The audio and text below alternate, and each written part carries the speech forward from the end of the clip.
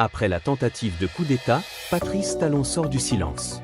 Sécurité renforcée, institutions éprouvées, responsabilités pointées, avenir clarifié.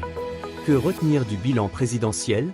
Ce que Talon dit, ce qu'il tait, et ce que cela change pour le Bénin, maintenant, entre fermeté, dialogue, stabilité, transparence et leçons politiques majeures. Première partie. Monsieur le Président de la République, la presse nationale et internationale brûle d'envie de vous rencontrer depuis plusieurs semaines. Et pour faire suite à cette demande, vous avez bien voulu vous prêter aux questions des journalistes qui ont préféré commencer par l'actualité du 7 décembre et aborder ensuite celle du 14 novembre. Merci. À nouveau, bonjour et merci pour votre présence. Je suis heureux de vous retrouver, surtout après la frayeur que nous avons tous eue il y a quelques jours. Vous savez, Dieu aime le Bénin et nous allons jamais cesser de lui rendre grâce pour ça. Alors je suis à vous, on se parle cash. Madame, vous avez l'honneur. Merci Monsieur le Président. Je suis Inès Fassia, directrice de Bénin TV Junior.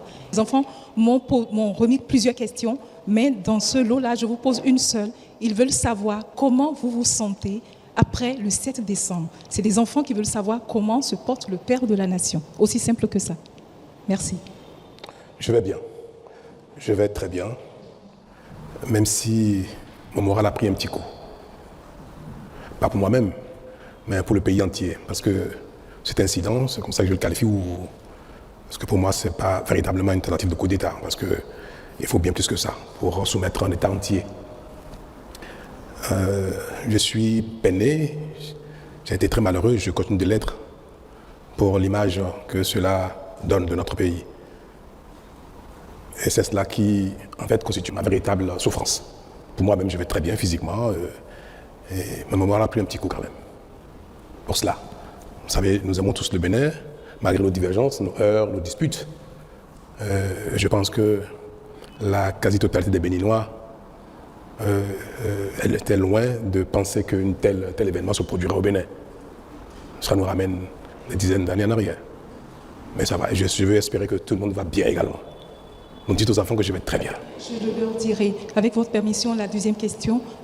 Ils veulent savoir, à votre avis, qu'est-ce qui est important que les enfants et les jeunes du Bénin retiennent sur le Bénin aujourd'hui? À votre avis, qu'est-ce qui est important qu'ils doivent savoir du Bénin? Que le Bénin est un grand pays, une grande nation. Qu'ils soient fiers de leur pays, que même les plus grands pays du monde peuvent subir des épreuves. Ce n'est pas parce que nous avons connu une épreuve douloureuse, que cela remet en cause la grandeur de la nation béninoise. C'est notre capacité à réagir, à faire face à ce genre de défis, d'épreuves, qui fait de nous aussi un grand pays. Donc qu'ils soient fiers du Bénin. Merci Monsieur le Président. Je suis Aboubakar Takou, quotidien Béninois Libéré et BLTV. Monsieur le Président, le coup d'État, heureusement, déjoué du 7 décembre dernier, est l'œuvre d'un démembrement de la garde nationale.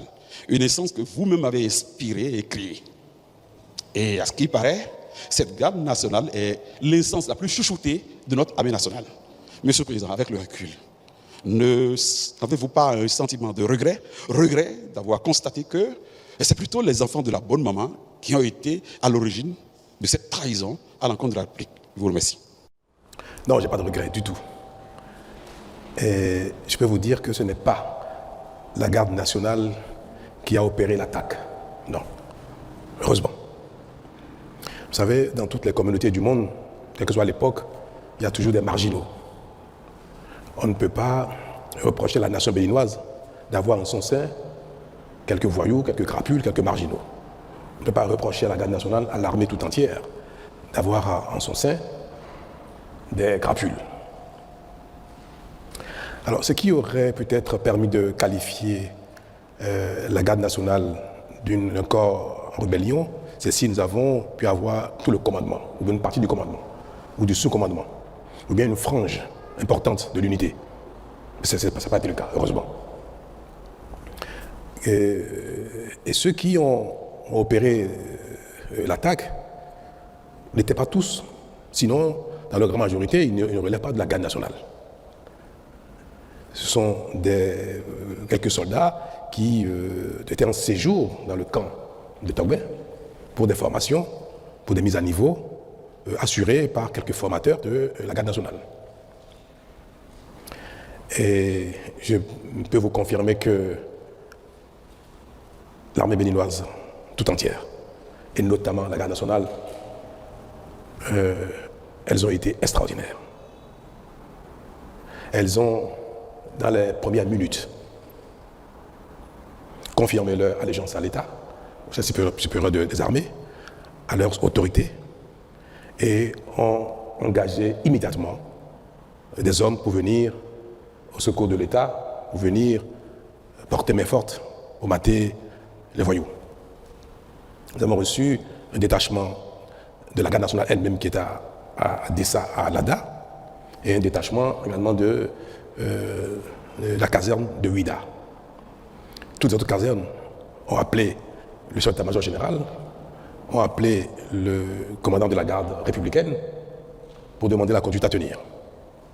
Savoir s'il faut engager toutes les casernes vers Cotonou pour protéger les institutions, protéger le palais, la résidence du chef de l'État, ou bien si les signataires maîtrisés. En tout cas, toutes les casernes, tout le recommandement, tout le sous-commandement a réagi dans les minutes qui ont suivi l'attaque. Et moi, ça m'a fait découvrir encore une fois que notre pays a franchi un palier. Vous savez, moi je n'appelle pas ça à la limite un coup d'État ou une tentative de coup d'État, c'est une attaque. Parce qu'un coup d'État, se saisir du pouvoir d'État requiert, certes, qu'il y ait une attaque du genre, mais qu'il y ait la possibilité que les différents corps d'armes se rallient. Qu'il y ait la possibilité que l'opinion publique, encore une bonne frange, se rallie. Que les institutions ou les principaux acteurs politiques se soumettent ou se rallient ou fassent allégeance. Mais nous n'avons observé rien de tout cela. Aucune caserne, aucun membre du recommandement, du sous-commandement. Ils ont tous appelé, et je peux vous le dire, et je voudrais que vous en soyez fiers, ils ont tous appelé, et les voyous ont pris même eu l'autocuidance d'appeler certains pour demander leur aliment. Ils nous ont tout de suite informés de ces appels-là et ont exprimé leur attachement, leur loyauté à la République.